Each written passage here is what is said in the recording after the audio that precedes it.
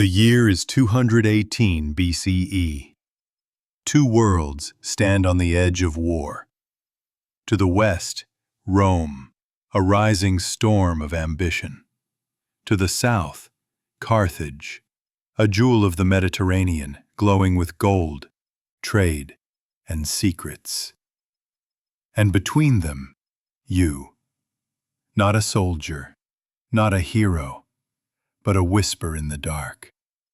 You are a Roman spy, sent to live among your enemies. You arrive at dawn. The sea is calm, but your stomach isn't. The ship creaks beneath your boots as the city comes into view. Carthage, the city of merchants, sailors, and secrets. Its walls rise like the edges of a god's hand, built not just to protect, but to intimidate. You're disguised as a trader, a man who sells olive oil and fine fabrics, but under your robe, sewn into the lining, lies your real cargo. A Roman cipher tablet, a map of Carthaginian ports, and a vial of poison, just in case the mission goes wrong. The guards at the harbor inspect your cargo. You smile, bow, and speak in practiced Punic. They wave you through. You take your first step into enemy land. From now on, every breath you take is borrowed. Days turn into weeks. You rent a small home near the merchant quarter, close to the docks. Every day you sell goods that don't matter to people who don't know you. But every night, the real work begins. By candlelight, you map the positions of warships in the harbor. You memorize troop movements, the layout of grain stores, and the symbols on Carthaginian coins. You make contacts, a disgraced sailor, a desperate widow, a man who drinks too much and talks too loudly. They become your eyes and ears. At night, you write coded letters, rolled tight and sealed in wax, hidden inside ceramic jars. Each jar is sent back to Rome aboard merchant ships, carrying not goods, but information, the kind that can destroy cities. Still, the fear never leaves you. Every knock at your door could be your last. Every friendly face could hide a blade. You live in silence. You speak in lies. You survive on fear. It happens on an ordinary morning. You're buying figs at the market when she appears, a woman in a red shawl, her eyes like carved amber. Her name is Alyssa. She sells herbs and perfumes, and she has a smile that feels dangerous. At first, you avoid her. Spies have no time for love. But fate, it seems, doesn't care about your orders. Days later, you meet her again, this time at the harbor. She laughs at your broken Punic. You laugh at her terrible Latin. And for a moment, you forget the reason you came. She tells you stories of her city, of its temples, its gods, its festivals of fire. You listen, pretending it's curiosity, but something deeper stirs. Guilt, maybe, or longing. You came here to destroy this city, but now you've begun to understand it. It's easy to hate an enemy from far away. It's harder when you've heard their laughter. One night, you receive a letter.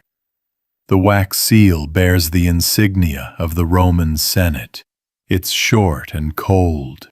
No greetings, no gratitude. War is near. You are to locate the Carthaginian supply routes and signal the fleet. That's it. No mention of the risk or the people you've grown to care for. You burn the letter after reading, but the words stay burned into your mind. If you obey, Carthage will fall, and so will Alyssa, her market, her home, everything. If you disobey, you will be hunted by both empires. You stare at the fire, and for the first time, you hesitate. War is near. The next day, you notice something's wrong. The sailor who helped you send messages is missing. The widow who passed you intel refuses to open her door. And the guards, they look at you differently now. Someone knows. That night, footsteps echo in the alley outside your house. You blow out the candle and press your back to the wall.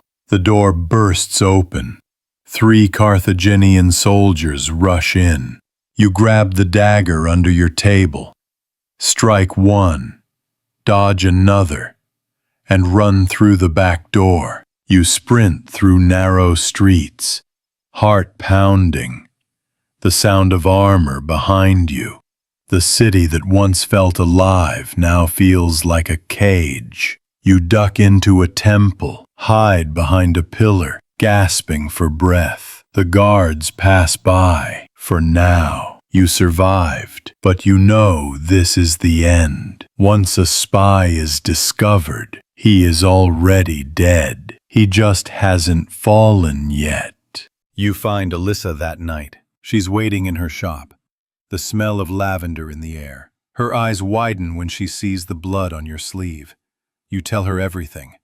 About Rome. About your mission, about the letters. She doesn't scream, she doesn't run. She just stands there, silent, tears shining in her eyes. So it's true, she whispers. You were never really one of us. You shake your head. I never wanted this. I never wanted to hurt anyone. She turns away. But you did. She gives you a small clay pendant, the symbol of Tanit, the Carthaginian goddess of the moon. Take this, she says softly. Maybe she'll forgive what Rome never will. You leave before dawn. The next time you see her, you know it will be from a distance, if at all. You were never really one of us. You reach the harbor at night, the pendant still warm in your hand. A Roman ship waits beyond the rocks, a single lantern glowing, your signal. You slip into the water and swim, each stroke heavy with exhaustion. Behind you, the city burns with torches. They've found your house. The ship pulls you aboard. The captain looks at you. No words, just a nod. You've succeeded. You're alive. But as the ship sails away, you look back at Carthage. The moonlight glows on its towers. Somewhere out there, Alyssa watches the horizon. Maybe she knows. You clutch the pendant and whisper, "Forgive me." Weeks later, you stand before the Roman Senate. They call you hero, patriot, servant of the Republic. They reward you with land and coin, but in their eyes you see nothing. No gratitude, no understanding. To them you were just a tool. You bow, you say nothing. That night, alone in your villa, you hear the sound of the sea. The same sea that separates you from everything that mattered. You place the Carthaginian pendant on the table. The silver glows faintly in the lamplight, and you realize you may have served Rome, but a part of you never left Carthage. Years pass. The Second Punic War begins. Carthage burns. The name of your mission is erased from history, classified, forgotten. No statue bears your likeness. No song carries your name. You were a spy, a man who lived and died in silence. But sometimes when the wind blows from the south, you smell salt and smoke, and hear faint laughter in a language you once learned to love. You close your eyes and whisper, "Empires remember victories, but it's the forgotten souls who build them."